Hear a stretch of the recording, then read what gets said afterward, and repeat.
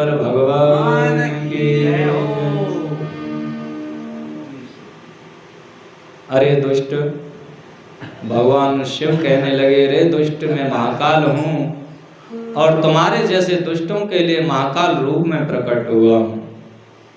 तुम इन ब्राह्मणों के समीप से दूर हट जाओ। ऐसा कहकर महाकाल शंकर ने हुंकार मात्र से ही उस सेना सहित उस दूषण को जला डाला। भगवान ने कोई ना तो अस्त्र उठाया और ना शस्त्र उठाया। जब वह ब्राह्मण देवता तीनों चारों जो थे, पुत्र और पिता, बैठ करके भगवान की गुहार लगाने लगे। वास्तविक उनको ये भी नहीं पता चला कि इसने हमको क्या कहा है, वो केवल भगवान ध्यान में तत्पर थे। इसे कहते हैं भक्ति का परम उत्कृष्ट स्थान। हमको पता ही नहीं चले जब भगवान के ध्यान में है कि हमारे पास कौन बैठा है, हम किसके पास बैठे हैं और कौन हमसे क्या कह रहा है। केवल भगवान रह जाए तो कथा का पूर्ण श्रवण हम कर रहे हैं। और इसमें कहा भी है कि जब तक हमारा चित्त भगवान में एक तान न हो जाए तब तक हम वो श्रवण का पूर्ण अंश नहीं ग्रहण कर सकते। तो उन्होंने कहा, भगवान से अंदर ही अंदर प्रार्थना करी रहे। भगवान से इतना चित्त लगा डाला कि भगवान वहां पर प्रकट हो गए और उस दुष्ट को, जो दूषण नाम का राक्षस था, जो जिसको मारने वाला था, भगवान के उन भक्तों को जैसे ही मारने वाला था तो तैसे ही उन्होंने हुंकार शब्द की भगवान ने और वो जल गए। इसीलिए कहा है कि काल उसका क्या करे जो भक्त हो महाकाल का। काल भी नहीं मार सकता तो हम तो कहते हैं कि हम मर जाएंगे। तो ईश्वर की शरण मिल जाए तो कैसे मर जाएंगे फिर? ये तो हम जानते ही है ना, इसमें तो कोई भ्रम नहीं हो सकता। चलो हम कहें अलग से कोई बात, तो उसमें तो ये बात है कि फलाना आदमी बोल रहा है। ये तो भगवान की वाणी है, इसको कौन झुठला देगा। तो कहना कि महाकाल शंकर ने हुंकार मात्र से सैन्य सहित उस दूषण को भस्म कर दिया और उन्होंने कुछ सैनिकों को मार डाला और कुछ सेना भाग गई। उन परमात्मा शिव ने वहीं पर दूषण का वध कर दिया।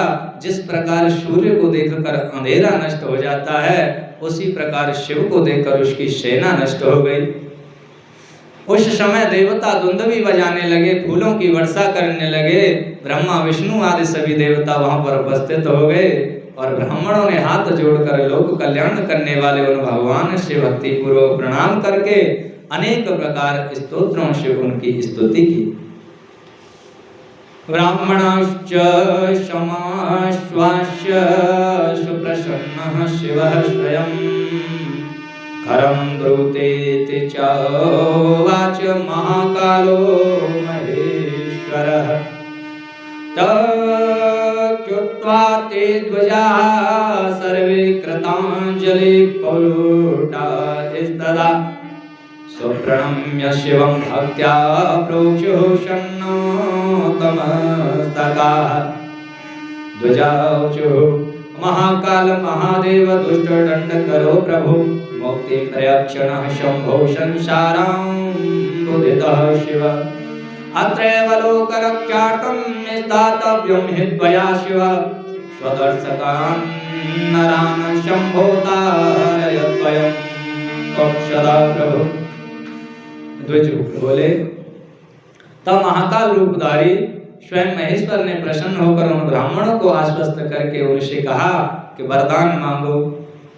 तब यह सुनकर वे सभी ब्राह्मण हाथ जोड़कर और सिर झुकाकर भक्ति पूर्वक भगवान शिव को प्रणाम करके कहने लगे। द्विज बोले, हे महाकाल, हे महादेव, दुष्टों को दंड देने वाले प्रभु शंभो शिव, आप हमें संसार सागर से मुक्ति दीजिए। हे शिव, हे शंभो, हे प्रभु, आप संसार की रक्षा करने के लिए यहीं पर निवास करें और अपने दर्शन करने वाले मनुष्यों का आप सदा उद्धार करें। सूत जी बोले, उनके ऐसा कहने पर शिव जी उन्हें सदगति प्रदान कर भक्तों के रक्षार्थ उस परम सुंदर गर्त में स्थित हो गए। इस प्रकार वे ब्राह्मण मुक्त हो गए और वहां चारों दिशाओं में एक कोस परिमाण वाला स्थान लिंग रूपी शिव जी का कल्याणमय क्षेत्र हो गया। जहाँ महाकाल ज्योतिर्लिंग उज्जैन में है, उससे एक कोस की दूरी चारों तरफ भगवान शिव का ही धाम है। जहाँ भगवान कृष्ण विद्या लेने के लिए संदीपनी के आश्रम गए, वहाँ पे संदीपनी आश्रम भी है। तो भगवान का जो एक कोष का स्थान वो था, तो उसमें उन्होंने कहा कि अब उनकी शक्ति वहां पर विराजमान है, उस ज्योतिर्लिंग की। यहाँ पर सिद्धांत है कि अगर एक कोष के अंदर भी कोई प्राणी अगर वहां रहता है तो वो भगवान की शक्ति से अभिभूत हो जाता है, इसमें संशय नहीं है। उसे अगर पवित्र अंतःकरण वाला हो तो उसे कहा जाए ना कि स्वभाव से ही ज्ञान जागृत होकर के भक्ति मिल जाएगी रहने मात्र से। ये भगवान के स्थानों की महिमा होती है, ज्योतिर्लिंग की महिमा होती है। तभी से महाकालेश्वर नामक शिव पृथ्वी पर प्रसिद्ध हुए। हे द्विजो, उनका दर्शन करने से स्वप्न में भी कोई दुख नहीं होता। जो मनुष्य जिस कामना की अपेक्षा करके उस शिवलिंग की उपासना करता है वह उस मनोरथ को प्राप्त कर लेता है और परलोक में मोक्ष भी प्राप्त करता है। हे सुव्रतो, महाकाल की उत्पत्ति तथा उनका महात्मा मैंने कह दिया, अब आप लोग और क्या सुनना चाहते हो। अतः महाकाल ज्योतिर्लिंग के महात्म्य वर्णन के क्रम में राजा चंद्रसेन तथा श्रीकर गोप का वृतांत। यहाँ पर भगवान का शिवलिंग उज्जैन में स्थित है और उसी उज्जैन में स्थित शिवलिंग की कथा यहाँ चल रही है। तो आप एक बात अपने हृदय में धारण कर लो कि 700 किलोमीटर यहाँ से भगवान के उस शिवलिंग की दूरी है, तो हमें पहुंचने में कितना समय लगेगा। अगर यात्रा गाड़ी से है तो 1 दिन लगे, पैदल लगे तो महीनों 20 दिन लग जाएं, वृद्ध शरीर है तो धीरे धीरे चलें तो नहीं 10-12 दिन। तो इससे सिद्ध होता है कि हम भगवान के उस शिवलिंग में किस तरह पहुंच सकते हैं और उनके दर्शन का फल कैसे पा सकते हैं। तो ये भगवान के ही अनुकंपा और महिमा है कि उस कथा को श्रवण करते हुए वास्तविक हम अपने चित्त को लगा रहे हैं, तो उसी शिवलिंग के दर्शन का फल इस कथा को सुनने से मिल जाता है। ये भगवान की कथा की महत्व है, जिसे कोई माने या न माने, मानने वाला सुखी और न मानने वाला बस। तो कहीं ना कहीं महाकाल ज्योतिर्लिंग के महात्म्य वर्णन के क्रम में राजा चंद्रसेन श्री कर गोप के वृतांत का वर्णन सूत जी कर रहे हैं। हे महामते, ऋषि बोले, हे महामते, भक्त जनों की रक्षा करने वाले महाकाल नाम से विराजमान ज्योतिर्लिंग के महात्म्य का पुनः वर्णन करो। सूत उवाच, सूत जी बोले, शृणु तादरतो विप्रा भक्त रक्षा विधायिनः महाकालस्य लिंगस्य महात्म्यं भक्तिवर्धनम्। उज्जैन्यां भूद्राजा चंद्रसेन हवयो महान् सर्वशास्त्रार्थ तत्त्वज्ञः शिवभक्तो जितेन्द्रियः। तस्याभवतः सखाराज्ञो मणिभद्रो गणोद्विजाः गिरीशगणमुख्यश्च सर्वलोकनमस्कृतः। एकदा सगणेन्द्रो हि प्रसन्नास्यो महामणि मणिभद्रो ददौ तस्मै चिंतामणिमुदारधि। सूत जी बोले, हे ब्राह्मणों, भक्तों की रक्षा करने वाले महाकाल नामक ज्योतिर्लिंग का भक्तिवर्धक महात्म्य का आदर पूर्वक सुनिए। उज्जैनी नगरी में चंद्रसेन नामक एक राजा था। वे सभी शास्त्रों के तात्पर्य को तत्वतः जानने वाला और भगवान शिव का भक्त और जितेंद्रिय था। उस राजा का मित्र महादेव के गणों में प्रमुख मणिभद्र नामक गण था। वह समस्त लोगों द्वारा नमस्कृत था। किसी समय उदार बुद्धि वाले उस गणाध्यक्ष मणिभद्र ने प्रसन्न होकर उसे चिंतामणि नामक उत्तम मणि प्रदान की, जो सूर्य सदृश प्रकाश करने वाली वह मणि कौस्तुभ मणि के समान ध्यान करने, दर्शन करने तथा सुनने मात्र से निश्चय ही कल्याण प्रदान करती थी। उसके प्रकाश तल का स्पर्श पाते ही कांसा, तांबा, लौह, शीशा, पाषाण तथा अन्य धातु खनिज भी शीघ्र ही स्वर्ण हो जाते थे। उस चिंतामणि को गले में धारण करके वह परम शिव भक्त राजा चंद्रसेन इस प्रकार शोभा पाता था जैसे देवगणों के बीच में सूर्य शोभा पाता है। और चिंतामणि से युक्त ग्रीवा वाले नृपश्रेष्ठ चंद्रसेन के विषय में सुनकर पृथ्वी के समस्त राजा उस मणि को लेने के लिए आतुर मन वाले हो गए। और उन मूर्ख एवं मत्र शरग्रस्त राजाओं ने देवलब्ध उस मणि को अनेक उपायों के द्वारा चंद्रसेन से मांगा, किंतु हे ब्राह्मणों, महाकाल में भक्ति रखने वाले उस राजा चंद्रसेन ने सभी राजाओं की याचना को निष्फल कर दिया। तब राजा चंद्रसेन ने इस प्रकार तिरस्कृत किया।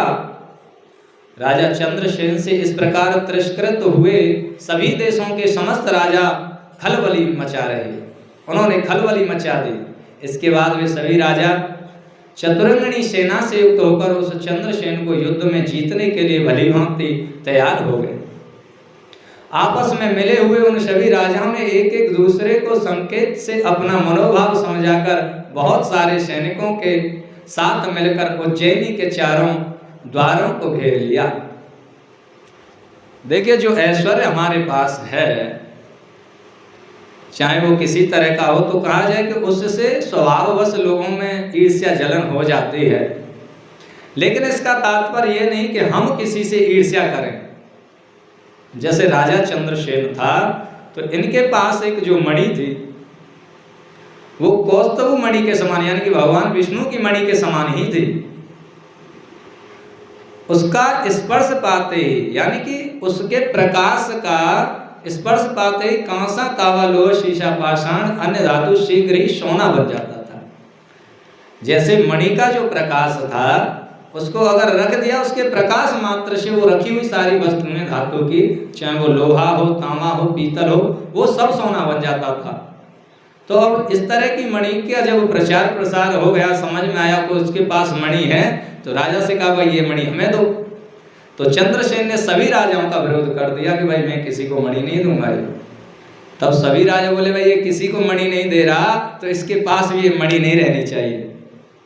तो सभी राजाओं ने विचार करके आपस में सलाह कर ली और उस पर युद्ध करने की, उसे युद्ध में जीतकर ऐसा युद्ध करने की तैयारी उस पर कर दी। आपस में मिले सभी राजाओं ने एक दूसरे के संकेत से अपना मनोभाव समझाकर बहुत सारे सैनिकों को साथ मिलाकर उज्जैनी नगरी के चारों द्वारों को घेर लिया। तब अपनी नगरी को सारे राजाओं के द्वारा घिरी देखकर वह राजा उन्हीं महाकालेश्वर की शरण में गया और राजा निर्विकल्प होकर तथा निराहार रहकर दृढ़ निश्चय पूर्वक एकाग्रचित्त हो दिन रात महाकाल का अर्चन करने लगा। इसके बाद महाकाल भगवान शिव जी ने प्रसन्न होकर उस राजा की रक्षा करने के लिए जो उपाय किया उसे आप लोग सुनो। हे विप्रो, उसी समय कोई ग्वालिन बालक सहित उस उत्तम नगर में घूमती हुई महाकाल के निकट आ गई और 5 साल की अवस्था वाले बालक को लिए हुए वह विधवा ग्वालिन राजा के द्वारा की जाती हुई महाकाल की पूजा को आदर पूर्वक देखने लगी। अब यहाँ पर ये जो सिद्धांत